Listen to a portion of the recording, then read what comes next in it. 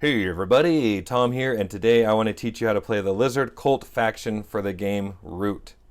Now, in order for this video to be effective, you need to have a general understanding for how the game Root works. If you don't know how the game works, this video is not going to make any sense at all. And so, if you do know, awesome, continue on. If you don't know how the game works, in the description of this video, I have a link for a different video that I made that talks about the general rules for Root, everything that everybody needs to know before you sit down and start playing a certain faction. So, assuming that you know, let's go ahead and continue on. So, the Lizard Cult faction is exactly what it sounds like. This faction plays just like a cult, making it one of my favorites. Anyone who knows me knows that I'm kind of obsessed and fascinated with cults anyway. So let's go ahead and flip this board over. It's going to list the pieces that you should have. You should have 25 warriors, these wooden pieces here. You're going to have 15 buildings called gardens. There are the 3 suits you see on the board, and you'll have 5 of each of those. So I've got those stacked right here. And you're going to have another piece that's called the Outcast Nation. We're going to talk about that in just a minute. But notice that we don't have any like round tokens that some people are going to be able to place on the board. We won't have any of those. Now this is listed as a highly complex faction. I kind of want to disagree with that. I actually feel like this is a medium complexity faction. It's definitely not as complicated as some of the other ones that I've seen. It is moderately aggressive. I like to imagine that it's like intelligently aggressive. You really want to position yourself for when aggressions take place to most benefit from that. You're going to deal, like this faction has some interesting ways to deal with cards. And they're going to be crafting off of their gardens, and your gardens are going to be how you get points. So trying to build these cult gardens is going to be a big thing for you. Now, before we get started, what we're going to do is we're going to imagine that we're setting up a 3-player game, and I'm going to say that the Marquis de Cat faction, which would be A, and the, oh my gosh, I just spaced on their name. The Eerie Dynasty, faction is in play. They're B, and then we're F. So we're going to imagine that these 2 factions are already set up. To set up the Lizard Cult, the first thing that we're going to need to do is we're going to need to pick a corner. So I'm kind of following these directions here. Now, during the earlier parts of setup, of course, because the Marquis de Cat is faction A, they will always start by picking a corner. So if they're in the game, they're going to pick a corner. And if they're the only one in the game between these 2 factions, so if they've picked a corner and there is no Eerie Dynasty in the game, then you would pick the opposite corner from them. If the Eerie Dynasty is in the game and the Marquis are not, then you'd go the opposite corner from them. But where they're both in the game, basically the way this is set up is they've picked a corner, they have to set up in the opposite corner, so you can't go there. You're going to pick one of the other available corners from them. So we're going to go ahead and pick this corner right here. And sorry, I just realized that was probably not very well worded, but that's what it explains right here, is that we're going to pick a corner, and it says that we need to either be in the corner that's opposite from the Marquis or opposite from the Eerie, or if they're both in play, we're just going to pick a different corner. And essentially what we're going to do is we're going to take one of these matching gardens. And so we need the garden that has the yellow rabbit icon, and we're going to take 4 of these warriors over there. And so even though the Marquis is here, we're going to go ahead and set our guys up here as well. And we're going to place our garden in one of those building spots. Then we also need to take 1 warrior and put them in each adjacent clearing. And so we're going to need 3 more. 1, 2, 3. And they're going to go in these adjacent spots. So I'm just going to follow those paths to the adjacent clearings and put 1 warrior in each of those spaces. Now what we're going to do is we're going to flip the board over. We're going to take the Outcast marker, and it doesn't matter where we put it to start off, but we're just going to pick a spot. If you want to, you could match your corner or whatever. You're just going to go ahead and put that in one of those spaces here. And then what we need to do is we need to fill up these spaces with these garden tokens here. And we're going to fill them all the way up, except obviously our rabbit is missing one because we just put it on the board like that. And we'll get this one set up as well.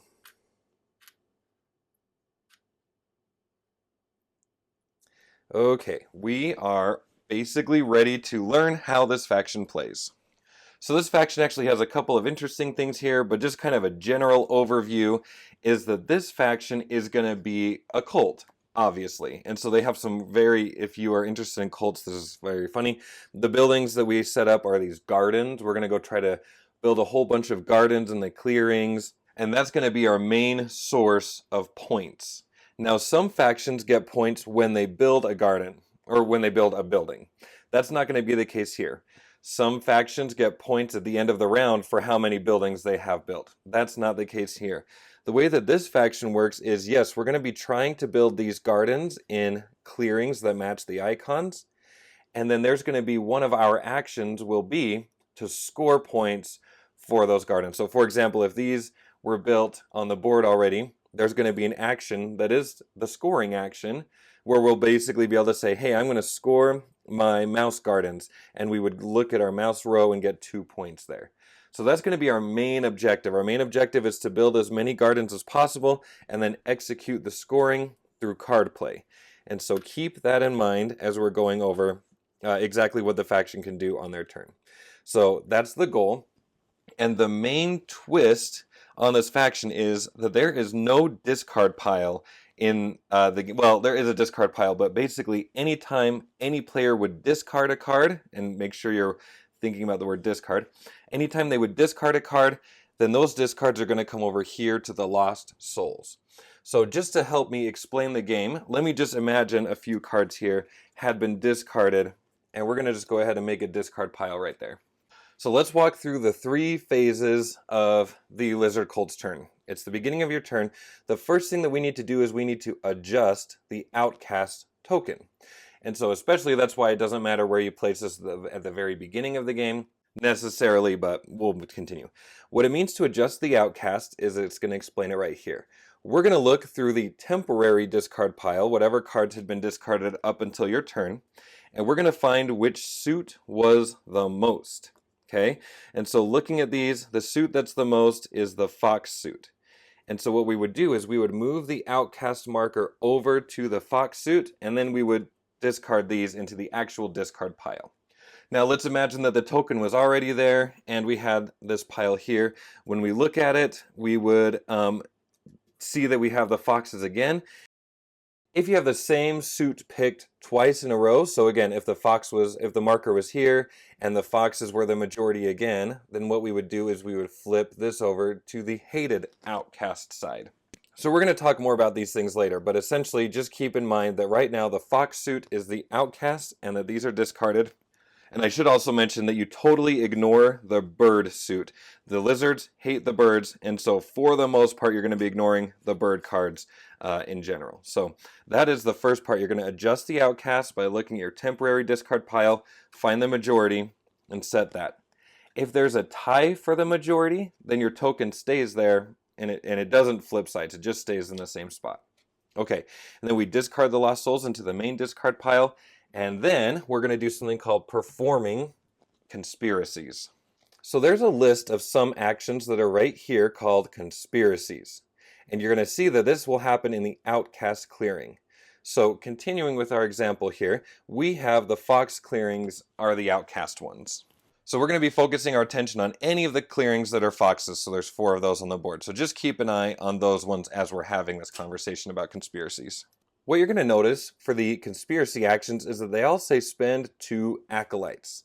Acolytes are going to be warriors that end up in this spot here. So obviously we don't have any acolytes your first turn, but let's go ahead and throw a couple down here just for kicks and giggles.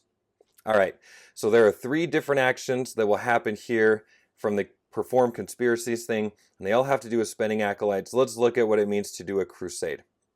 If I take the crusade action, I would spend 2 acolytes, and I would declare a battle in an Outcast clearing, so in other words, in a fox clearing.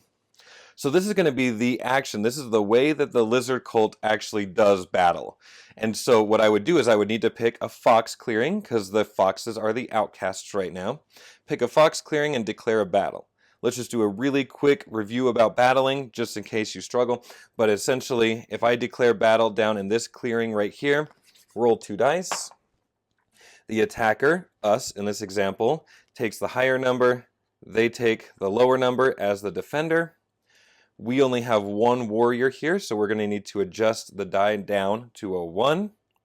And this means that we would have to remove 0 pieces because the defender has a 0, and that they would have to remove 1 piece because because we're attacking over here. So in this example, then we would remove 1 cat. How exciting. So that's one option from choosing to crusade. So it says spend 2 acolytes to battle in any outcast clearing, or what we could do is we could move from an outcast clearing and then battle somewhere else. So let's say that for whatever reason I didn't want to hold the battle right here. Because the Fox clearing is the outcast clearing, I could actually move from here over here, and then we could have a battle on this spot. So that's going to be how this faction battles. This faction battles here during the Birdsong, and they need to spend acolytes in order to do that. There's also this convert option. So to convert, we would spend 2 acolytes, and that says that we would remove an enemy warrior in an outcast clearing and place a warrior there. And obviously, thematically, the idea is we are converting people. So if I had done this action over here in this Fox clearing, I could remove this warrior and put this one in its place. We just converted them to our cult. Or there's the Sanctify action. So the Sanctify action would need 3 acolytes. If we had 3 acolytes in this spot, and we're going to talk about how these acolytes get here in just a little bit. But basically, we're going to take the Sanctify action. Now, the Sanctify action says that we're going to spend 3 acolytes to remove an enemy building in an outcast clearing and then place a garden there. So for demonstration purposes, let's imagine that down here in this Fox clearing, the Marquise had a building right here. By spending the 3 acolytes, I would be able to remove this building. And don't forget, anytime you remove a building or a token, you would actually score a point. And then build a matching, so we got a Fox building here, build a matching garden in that place. Wow, who knew that talking was so hard? But it is. And that would be the end of the Birdsong phase. So just to recap, we would need to adjust our outcasts, discard the lost souls into the regular discard pile, and then we have these 3 actions here to battle, to convert, and to sanctify. So battle would be removing their pieces, converting would be swapping your warrior for their warrior for your warrior, and sanctify would be swapping their building for your building. Now let's talk about what it means to be a hated outcast. It tells you right there, if I could get it to focus. Essentially, if you have a hated outcast, all of these actions would cost 1 fewer acolyte. So this would be 1 acolyte, and 2 acolytes for that. So that's what a hated outcast and a regular outcast ends up doing, and that's why you go through that in the Birdsong phase. Then we're going to move on to the Daylight phase, and the Daylight phase is pretty straightforward, and it has to do with whatever cards you have in your hand. Now, another thing that makes the Lizard Cult so unique is that they actually don't discard their cards, not even to the Lost Soul space, but you just reveal your cards to do that action. So with these cards in my hand, what we could do is we could reveal these cards. You basically go one at a time, and you just show, hey, I've got a mouse card here, and I'm going to do one of these actions in a mouse clearing. So let's talk about that. First thing you would do is you could reveal this, and you would build a garden in a matching clearing that you rule. So this is kind of a bad example because there's only space for 1 building here, but if this building was not here, by revealing that card, I would be able to build a garden right there. Now there's something really important to know about ruling. Most factions need to rule by adding how many warriors and buildings they have in a spot, and you want to have more than your enemy. So obviously we would rule this spot, and we would rule this spot for now. We're tied over in this clearing, and so nobody would rule that one. And same thing over here. But one of our special abilities is that we rule any clearing where we have a garden, and that is like the law. So even if other factions have like little quirks to them, we're going to rule anywhere where we have a garden. So just to help our example out a little bit, what I'm going to do is I'm going to go ahead and add these mouse cards into my hand. Let's say that we have these cards in our hand. What I could do is I could play a card to recruit.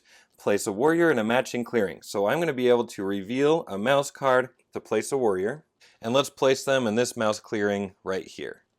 Now we rule this clearing, so I can go ahead and now reveal another mouse card in order to build a garden, and we could put that right here. Now in almost all of the rest of the game, bird cards are wild, but as I mentioned, the lizards hate birds. And so you can see right here that you actually can't use any birds for these 3 actions here, and you can only use birds for this action down here. So let's just say that it's a future turn and I'm getting ready to score again. And so what I could do is I could reveal another mouse card to build another garden right here. And now I'm going to be able to score. Oh, I'm so sorry. I think I said you only use bird cards to score. That is not true. We're going to use these cards to score, and we're going to use a bird card to sacrifice. I'll annotate that, sorry. But again, in this futuristic turn, I just built another garden, which means that now I'm going to be able to score some points. So now what I could do is I could play my other mouse card like this in order to score 2 points for my mouse gardens. I've got 2 mouse gardens on the board. That means that we would get 2 points for scoring this action. And again, you're not going to just discard these cards. These are actually going to come back into your hand really soon. So again, where are we right now? You've got some actions here that are conspiracies. They require you having acolytes here, and they're kind of expensive. Or you're going to have your hand of cards that you're going to try to build and refine to do what you want it to do. And these cards in your hand, you're just going to reveal them in order to build more gardens, in order to recruit warriors onto the board, and in order to score for having your gardens out on the board. Now, they're bird cards. These are going to be sacrifices. So what you could do is you could reveal a bird card in order to sacrifice. What that would do is you would just take a warrior and put it in the acolyte box. So that's going to be one way that you get acolytes up here, is using your bird cards and this action. Another way is when you're defending, if there's a battle happening and you're defending, when you remove your warriors, you don't actually put them back here in the main stack. You're going to actually put those here in the acolyte spot. So you're going to kind of want to position yourself in a place that makes people want to attack you so that you can pull your guys off the board and they become acolytes. It's very fun. I love it a lot. All right, so that's the daylight phase. You're going to reveal the cards down just like this and take those actions. Then during the evening phase, you're going to return your revealed cards back into your hand. You're going to be able to craft cards. So crafting cards is where you look at your cards that have these icons at the top like this. Okay, they're going to have these same icons down here at the bottom. And you're going to look at the gardens that you've got on the board. So for example, right now I've got 2 mouse, 1 rabbit, 1 fox on the board. So looking at this, I can't afford to craft this card because it requires 2 rabbits. This one requires 4 of any kind. And oh, I guess I do have that. So I could craft this. Since it's this blue color, what we would do is we would slide it under here and have this special ability. In this example, in the Birdsong, you may discard this card to score 1 point per clearing you rule. So that's kind of cool, especially because gardens are an automatic ruling there. It looks like we could afford to craft this card if we wanted to. We would gain a teapot from the top part of the board and put it here. The vagabonds would use that later, and we would gain 2 points and then just discard this. Remember, discards come down here, and so on. So crafting, that's again a general rule. You would look at how many icons or how many gardens you've got on the board with the matching icons. Finally, what you would do is you would draw 1 card from the main deck, okay, plus 1 more card for each of these that are showing. So by uncovering those second gardens, you're going to be able to draw more cards.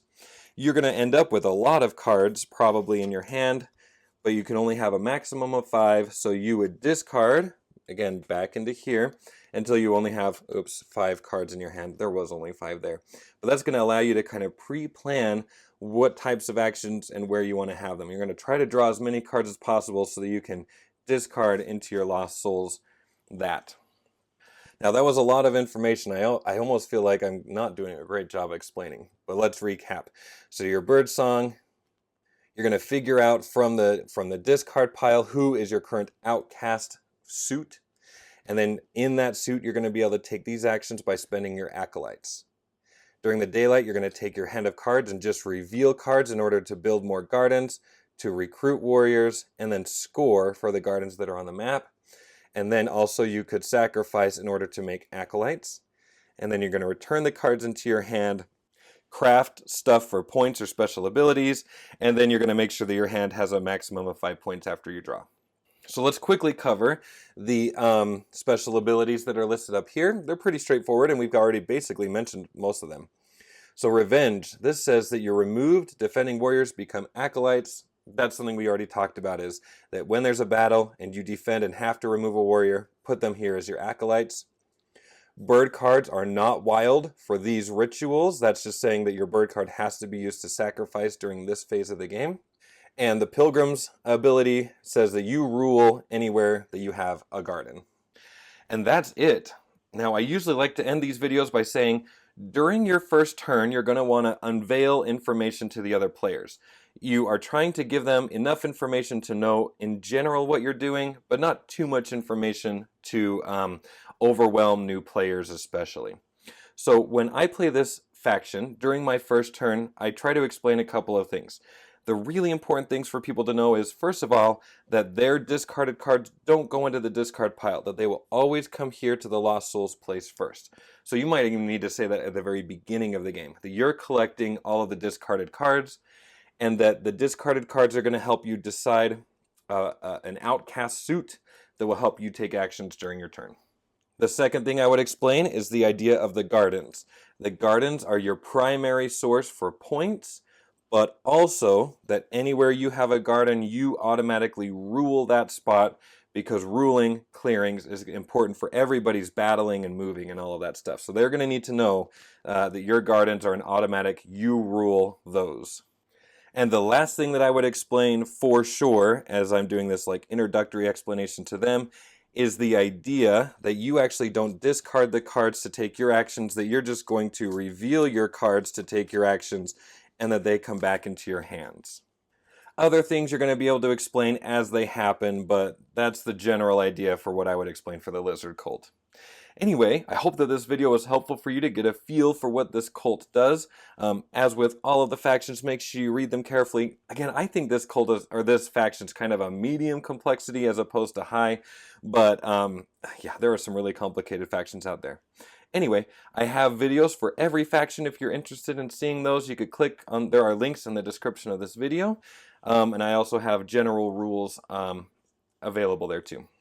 Thank you for watching this video. I will talk to you later. Bye.